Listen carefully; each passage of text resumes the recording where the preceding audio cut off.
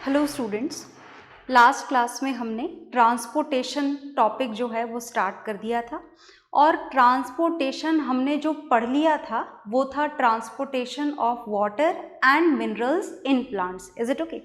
तो आज की क्लास में हमें क्या पढ़ना है? आज की क्लास में हमें पढ़ना है ट्रांसपोर्टेशन ऑफ फूड। ओके, तो चलिए पढ़ना शुरू करते हैं।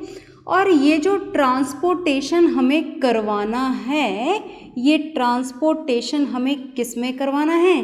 प्लांट्स में करवाना है।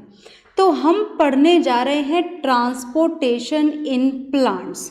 और प्लांट्स में जिस ट्रांसपोर्टेशन की शुरुआत हमें आज करनी है, this is the transportation of food. और ये बात मैंने आपको बताई थी कि जब खाने का ट्रांसपोर्टेशन होता है तो उसी के साथ में जो फ्लोएम टिश्यू है वो खाने के ट्रांसपोर्टेशन के साथ साथ हार्मोन्स का भी ट्रांसपोर्टेशन करता है। That means both the transportation of food as well as of hormones is done with the second tissue, that is phloem tissue. तो आज की क्लास में हमें सबसे पहले जो पढ़ना है, this is the structure of phloem tissue. कौन से टिश्यू का स्ट्रक्चर पढ़ेंगे? फ्लोएम टिश्यू का स्ट्रक्चर पढ़ेंगे। Is it okay? तो चलिए हम फ्लोएम टिश्यू का स्ट्रक्चर जानना शुरू करते हैं। देखिए, ये टिश्यू है और टिश्यू की डेफिनेशन मैं बार बार आपको रिवाइज करवा रही हूँ, हालांकि आपने 9th में पढ़ी हुई है। Tissue is a group of cell which has to perform a specific function in our body. Is it okay? तो ये जो फ्लोएम टिश्यू है, ये फ्लोएम टिश्यू भी क्या है? This is also a group of cell. इसमें वैसे तो 4 टाइप की सेल्स होती हैं, पर हम यहाँ पर सिर्फ 2 सेल्स के बारे में जानेंगे। तो सुनिएगा कि हमें कौन सी 2 सेल्स के बारे में जानना है। हमें एक तो जानना है सीव ट्यूब्स के बारे में। किसके बारे में जानना है? हमें सीव ट्यूब्स के बारे में जानना है। और दूसरी सेल जो हमें जाननी है यहाँ पर, दिस इज कंपेनियन सेल। कौन सी सेल के बारे में जानना है? हमें कंपेनियन सेल के बारे में जानना है। और ये जो कंपेनियन सेल है और जो सीव ट्यूब है, ये दोनों मिलकर के फ्लोएम ट्यूब का फॉर्मेशन करती हैं। किसका फॉर्मेशन करती हैं? फ्लोएम ट्यूब का। और उस फ्लोएम ट्यूब से किसका ट्रांसपोर्टेशन होता है? फूड का। और फूड के साथ साथ किसका ट्रांसपोर्टेशन होता है? हार्मोन्स का। आ गई बात समझ में? तो चलिए हम स्ट्रक्चर बनाते हैं सीव ट्यूब्स का और कंपेनियन सेल का स्ट्रक्चर। मैं इस साइड बनाने जा रही हूँ, देखिएगा ध्यान से। देखिए, ये है सीव ट्यूब। ये सीव ट्यूब का स्ट्रक्चर बनाया गया है। Is it okay? दिख रहा है आप लोगों को? ये किसका स्ट्रक्चर बनाया है हमने? ये स्ट्रक्चर हमने बनाया है सीव ट्यूब्स का। Is it okay? इस सीव ट्यूब के साथ साथ ही बिल्कुल पैरेलल लोकेशन में ये दूसरी सेल प्रेजेंट होती है। और ये दूसरी सेल कौन सी है? ये आप समझ गए होंगे। ये दूसरी सेल है कंपेनियन सेल। ओके, ये कंपेनियन सेल और ये सीव ट्यूब। ओके, ये जो कंपेनियन सेल है, ये कंपेनियन सेल पूरी तरीके से डेवलप्ड प्लांट सेल होती है। एक डेवलप्ड का मतलब सब कुछ इसके अंदर प्रेजेंट होता है। क्या क्या प्रेजेंट होता है? देखिएगा ध्यान से। इसमें प्रेजेंट होता है न्यूक्लियस, और न्यूक्लियस के साथ साथ इसमें प्रेजेंट होता है साइटोप्लाज्म। तो ये हमने बनाया कंपेनियन सेल का साइटोप्लाज्म। ये हमने बनाया कंपेनियन सेल का न्यूक्लियस। क्या बनाया गया है? ये कंपेनियन सेल का न्यूक्लियस। और बाकी जितनी भी चीज़ें हैं, mitochondria, lysosome, ribosome and all, जो कुछ भी आपने सेल के बारे में पढ़ा है वो सब कुछ भी इस कंपेनियन सेल में प्रेजेंट होता है। पर हम कोई सेल का स्ट्रक्चर नहीं पढ़ रहे हैं जो we are going to draw each and everything. We will draw this much only. Okay, and this is sieve tube. इस सीव ट्यूब के बारे में क्या कहा जाए? देखो, ना तो इसमें न्यूक्लियस होता है और ना ही कोई और सेल ऑर्गेनल होता है। तो जो भी इसकी रिक्वायरमेंट होती है, किसकी रिक्वायरमेंट? सीव ट्यूब की। ये इसी की पैरेलली लोकेटेड कंपेनियन सेल से फुलफिल की जाती है। Requirements of sieve tubes will be fulfilled by the parallelly located companion cell. तो चलिए हम इसके बारे में थोड़ा और जानते हैं। जब बात हम सीव ट्यूब की करते हैं तो ये जो है ये है सीव ट्यूब की सेल वॉल। और जब बात सीव ट्यूब की सेल वॉल की जाती है तो सीव ट्यूब की सेल वॉल सेल्यूलोज की बनी हुई होती है। लिग्निन नाम का जो हार्ड मटेरियल हमने देखा था which was there in the xylem tissue, it is not at all found in the sieve tube. Is it okay? तो जो सीव ट्यूब की सेल वॉल्स हैं वो किसकी बनी हुई होती है? सीव ट्यूब की सेल वॉल बनी हुई होती हैं सेल्यूलोज की बनी हुई होती है। किसकी बनी हुई होती है? सेल्यूलोज की। और ये अंदर आपको क्या दिखाई दे रहा है? अंदर साइटोप्लाज्म। सेल के अंदर क्या होता है? साइटोप्लाज्म। पर याद रखिएगा साइटोप्लाज्म तो प्रेजेंट है इसके अंदर, पर न्यूक्लियस प्रेजेंट नहीं है। किसके अंदर प्रेजेंट नहीं है न्यूक्लियस? सीव ट्यूब के अंदर। आ गई बात समझ में? तो ये हमारी कंपेनियन सेल और ये सीव ट्यूब, और ये इनके एंड्स ऐसे ही रहते हैं क्या? ओपन? बिल्कुल भी नहीं। जाइलम वेसल्स के एंड ओपन रहते हैं, इनके एंड्स इस तरीके से ओपन नहीं रहते हैं। इनके एंड्स ऐसे परफोरेटेड एंड वॉल्स होती हैं। देखो छेद वाली एंड वॉल्स होती है ना, होल्स होते हैं इसके अंदर ताकि चीज़ें इधर से उधर पास हो सकें, उसके लिए होल्स होते हैं। होल्स वाली प्लेट होती है और इस होल्स वाली प्लेट को बोला जाता है सीव प्लेट्स। क्या बोला जाता है इसको? सीव plates. So this is the structure of phloem tube which is formed by the combination of sieve tube as well as companion cell, and this structure is known as phloem tube, and this is responsible for the transportation of food as well as hormones. Is it okay? So look here, whenever the food is ready in the leaves, जैसे ही खाना leaves में तैयार हो जाता है, खाना leaves में तैयार होने के बाद में यहाँ एंटर होता है। ये कौन सा हिस्सा है? ये है सीव ट्यूब। और यहाँ पर एंटर होने के बाद में ये फ्लोएम ट्यूब के मिड वाले एरिया में आ जाता है, और अगर एक बार यहाँ पर खाना आ जाए तो खाना बड़ी ही आसानी से ऑस्मोसिस प्रोसेस के through from one structure to another to another to another जो फूड है वो पूरे प्लांट के अंदर क्या कर दिया जाता है? ट्रांसपोर्ट कर दिया जाता है। अच्छा, अगर मैं आपसे पूछूं कि what is the track of this movement of transportation of food, कहाँ से कहाँ जाता है, तो शायद आप खटाक से आंसर दे दोगे कि transportation of food will be done from the leaves to each and every remaining part of the cell, है ना? ऐसा हमें लगता है और ऐसा ही होता भी है। 99% केसेस में ऐसा ही होता है कि फूड का ट्रांसपोर्टेशन कहाँ से कहाँ होता है? फूड का ट्रांसपोर्टेशन लीव्स से स्टार्ट होकर के रूट्स में, स्टेम में, ब्रांचेस में, रूट हेयर्स में, सब जगह पर पहुंचाया जाता है। आई बात समझ में? पर कभी कभी उल्टा भी होता है। अच्छा, ये उल्टा कब होता है? सुनना ध्यान से। When we talk about the spring season, अगर हम स्प्रिंग सीजन की बात करें तो आपको खास बात पता है कि स्प्रिंग सीजन की खास बात ये है कि इस समय नए नए बर्ड्स उगते हैं, उन नए बर्ड से नए फ्लावर्स बनते हैं। Is it okay? फ्लावर फिर फ्रूट में चेंज होते हैं, and for this process the formation of bird, the formation of flower from it, the formation of fruit from it, this process needs a lot of energy. बहुत सारी energy इस वक्त चाहिए होती है। और जब बात हम स्प्रिंग सीजन की करते हैं तो प्लांट्स की रूट्स में जो खाना स्टोर्ड होता है, रूट्स के अंदर, ये नीचे से कहाँ पर पहुँचता है? Towards the bud. कहाँ पर पहुँचता है? बड के पास में जाता है। मतलब नीचे से ऊपर की तरफ भी मूवमेंट होता है फूड का। कौन से सीजन में? स्प्रिंग सीजन में। क्या करने के लिए? To provide a lot of energy. किसको? To this bird. किसके लिए? To change it into the flower and finally into a fruit. तो this is the way in which the transportation of food in plants is done.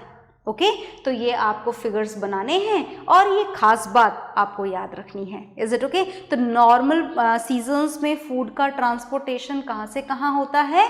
From leaves to the remaining part, and in the spring season this food transportation may be done even from the roots towards the buds. Is it okay? So note it down whatever is there on the board, and then after we will start with the transportation in humans में भी तो पढ़ना है हमको transportation, तो पहले आप इसे नोट डाउन कर लीजिए।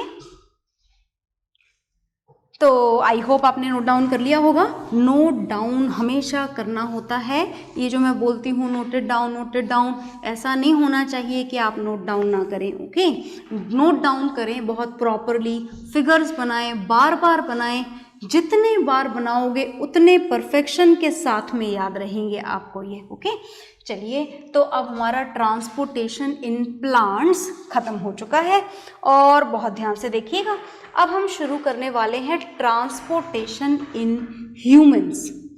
ह्यूमंस में जो ट्रांसपोर्टेशन होता है वो 2 सिस्टम के थ्रू होता है। कौन कौन से 2 सिस्टम के थ्रू?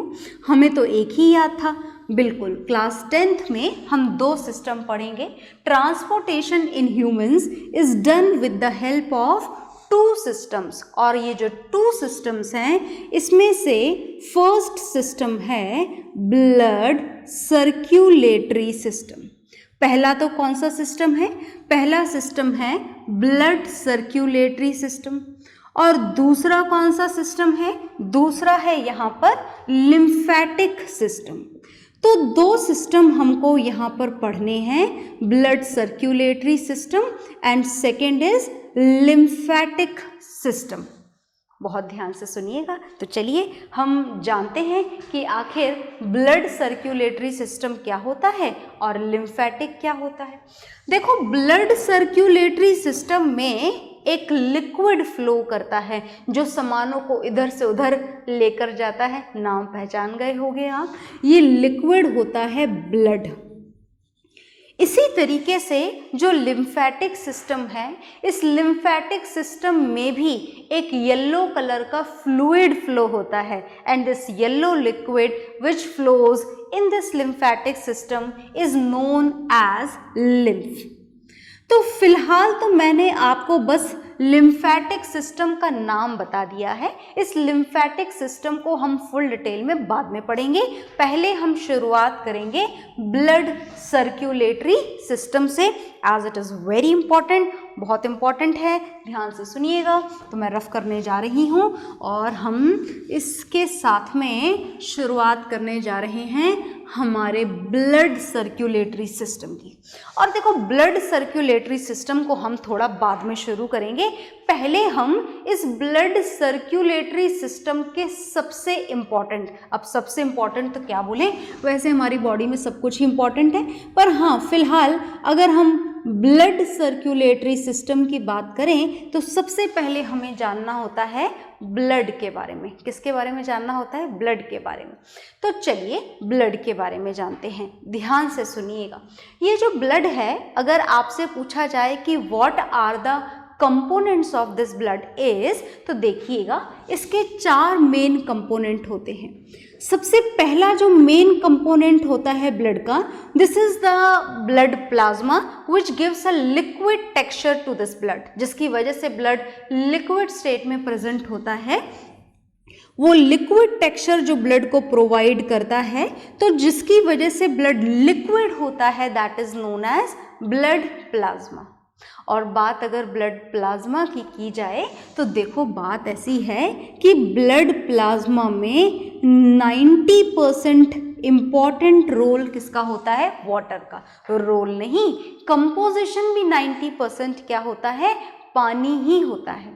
इसके अलावा जितनी भी चीज़ें प्रेजेंट होती हैं, जैसे ढेरों प्रोटीन आपके ब्लड में प्रेजेंट होते हैं, तो all the protein molecules are found in the blood. इसके अलावा आपका डाइजेस्टेड फूड जो आपको ट्रांसपोर्ट करना होता है, तो वो डाइजेस्टेड फूड भी कहाँ पर प्रेजेंट होता है?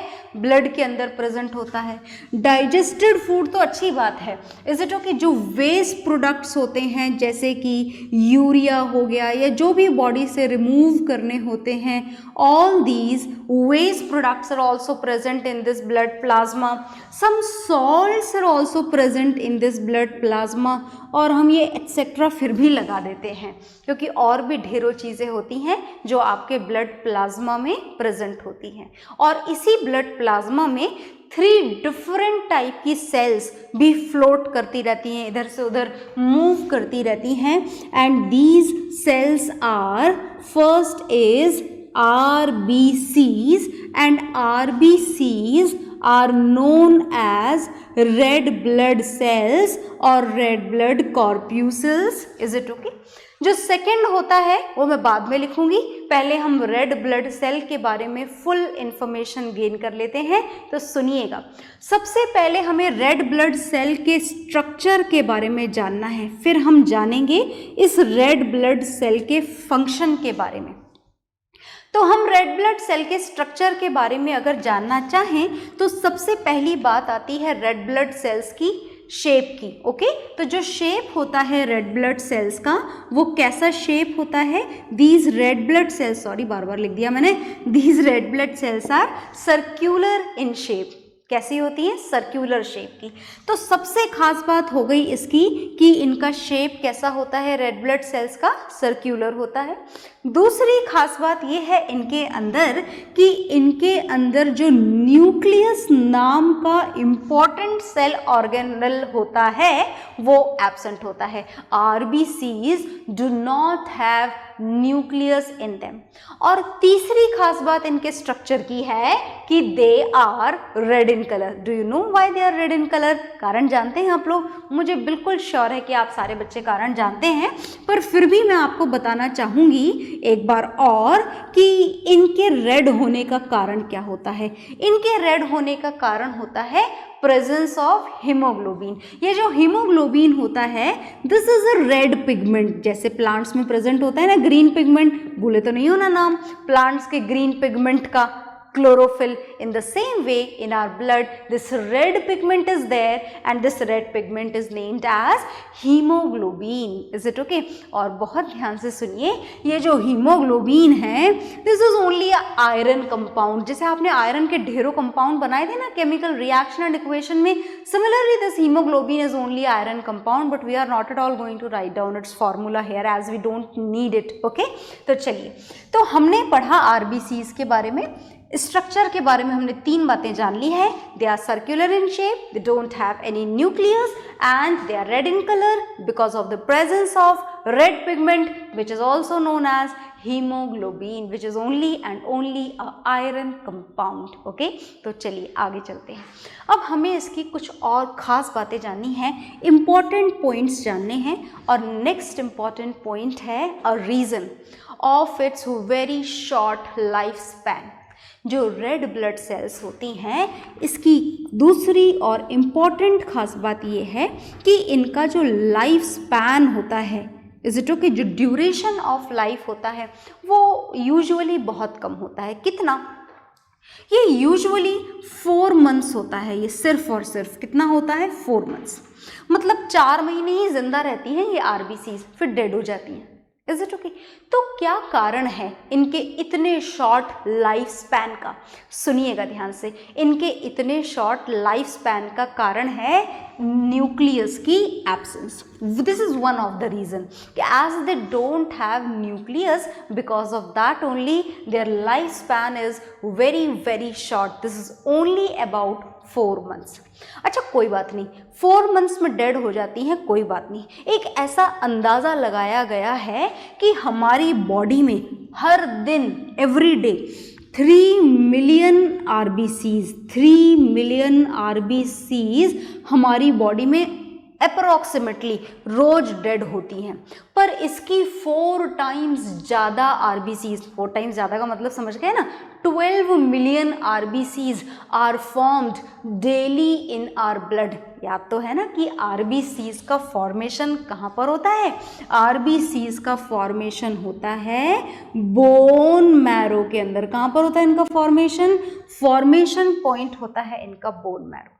तो मर जाती है, कोई बात नहीं, और उसकी इतनी ज़्यादा जो है 4 टाइम्स ज़्यादा, ये तो डेड लिखी है मैंने, 3 मिलियन आरबीसीज डाइड है ना, पर इसकी 4 टाइम्स ज़्यादा आरबीसीज हमारी बॉडी में रोज फॉर्म भी होती हैं। और ऐसा भी अप्रॉक्सीमेशन है कि जो ब्लड यूजुअली ब्लड डोनेशन के टाइम पे आपकी बॉडी से निकाला जाता है, ऐसा तो नहीं है कि आप ब्लड डोनेट करने गए तो पूरा निचोड़ के पूरा का पूरा ही ब्लड निकाल लेंगे. This is not like that. A particular amount of blood is going to take, है ना, एक पर्टिकुलर अमाउंट लिया जाता है. So whatever the amount of blood you are going to donate, is it okay, that blood is formed in your body within 24 hours with your regular diet. Is it okay? आ गई बात समझ में? तो हमने RBCs के बारे में ये सब बातें जानी. एक बात मैं आपको और बताऊंगी, इसका इम्पॉर्टेंट फंक्शन.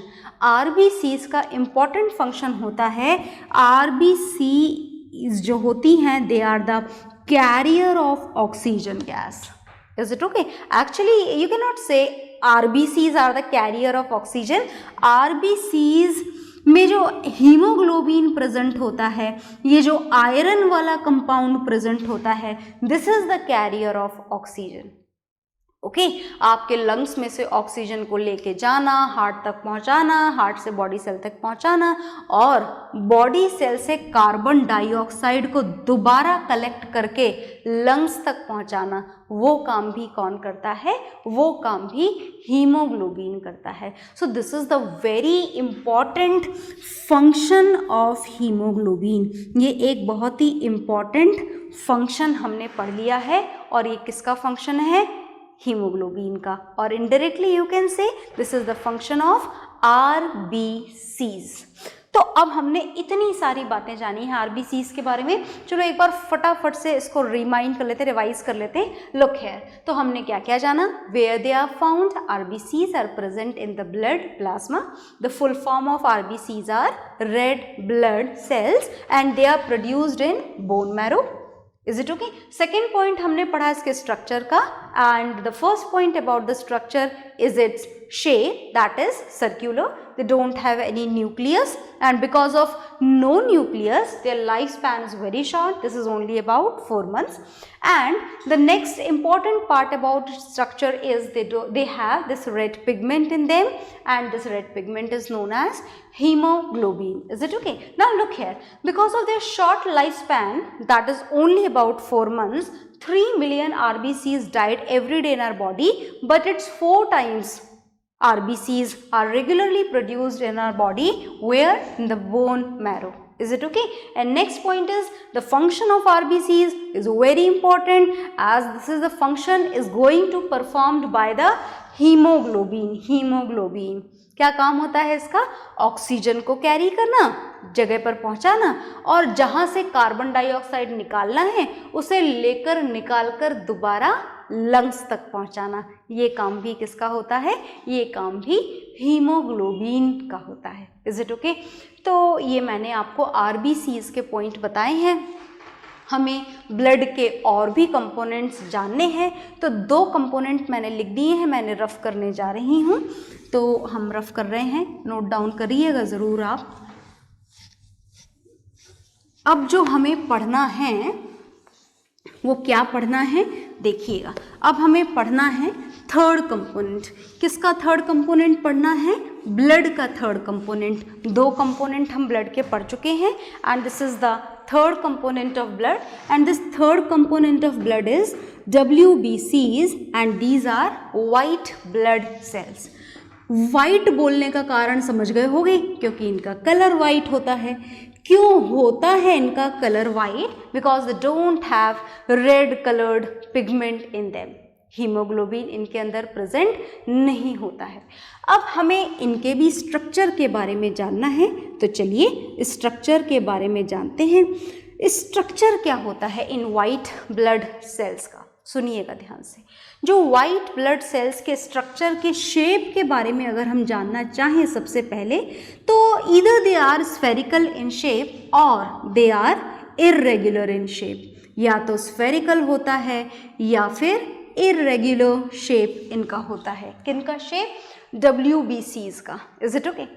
और दूसरी जो इम्पॉर्टेंट बात है जो हमने RBCs में जानी थी कि RBCs में न्यूक्लियस नहीं होता, तो अब हमें WBC के बारे में जानना है कि WBC में न्यूक्लियस होता है क्या? Yes, nucleus is present in them definitely, है ना. न्यूक्लियस का शेप फिक्स नहीं होता WBC में, पर न्यूक्लियस होता हमेशा है. तो दो बातें आपको जाननी थी, दोनों आपने जान ली। First is their shape and second is the presence of nucleus. दूसरी जो बात आपको जाननी है वो जाननी है इसके फंक्शंस के बारे में। तो फंक्शंस क्या होता है? फंक्शन होता है इसका हमारी बॉडी को प्रोटेक्ट करना। किससे प्रोटेक्ट करना? प्रोटेक्शन प्रोवाइड करता है हमारी बॉडी को from the harmful germs, harmful viruses and all. Is it okay? Etcetera. तो these are the white blood cell, जिनके बारे में आपको बस ये दो ही बातें जाननी थी। चलिए तो अब आ जाइए फोर्थ कंपोनेंट पे। The fourth component of blood is blood platelets and these blood platelets are the fragments of cells. ये क्या होते हैं? फ्रेगमेंट्स होते हैं, कुछ स्पेशल सेल्स के फ्रेगमेंट होते हैं ये। Is it okay? और ये किसके बारे में बात हो रही है? ब्लड प्लेटलेट्स के बारे में। They also don't have nuclei in them. और इसका जो मेन फंक्शन है जो आपको याद रखना है, that it helps in the clotting of blood. Do you know the meaning of clotting of blood? जानते हैं आप clotting of blood?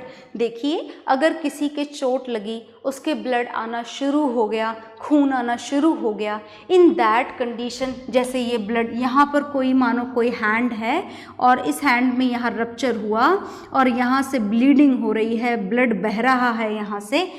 Is it okay? तो ये ब्लड प्लेटलेट्स क्या करती हैं? उस चोट के ऊपर ऐसा मैश लाइक स्ट्रक्चर बना देती हैं, जिससे धीरे धीरे धीरे धीरे ब्लड बहना बंद हो जाता है। And this formation of mesh like structure is done with the help of blood platelets. ये मैश लाइक स्ट्रक्चर का फॉर्मेशन किसकी वजह से हो रहा है? ब्लड प्लेटलेट्स की वजह से। So you can say the main function of blood platelets is the clotting of blood. Is it okay? आ गई बात समझ में? तो इन दोनों के स्ट्रक्चर को भी आप नोट डाउन कर लीजिए इसके फंक्शंस के साथ में। ओके?